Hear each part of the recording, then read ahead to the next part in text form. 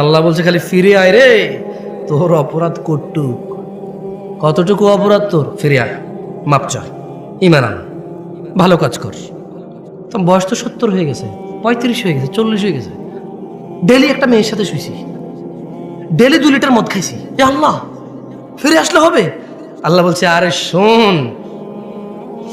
যদি তুই ফিরে আসস, ঈমান আনস, ভালো কাজ করস, এগুলো তোর গুনাহ পৃথিবী সমান, ফাউলাইকা ইউবাদদিল, আল্লাহ তোর গুনাহ এগুলাকে মাপ তো করবে, সব গুনাহকে ইউবাদদিলুল্লাহ সাইয়্যাতিহিম হাসানাত, তোর সব গুনাহকে, তোর নেকি নেই, তুই বয়স কম, মরে যাবে কিছুদিন পরে, বা তুই জানিস না 20 বছর বয়সে মরতে পারিস, তোর তো আমল নাই, তো তোর সব গুনাহকে আমি আল্লাহ নেকিতে পরিবর্তন করে তোর নেকির পাল্লা দিয়ে দেবো। আল্লাহ, এটা কোনো হাদিস না যে আপনি জাল বলবেন, এটা কোনো হাদিস না আপনি দয়ীফ বলবেন, এটা কোনো হাদিস না আপনি তর্ক বিতর্কে লেগে যাবেন, এটা সূরা।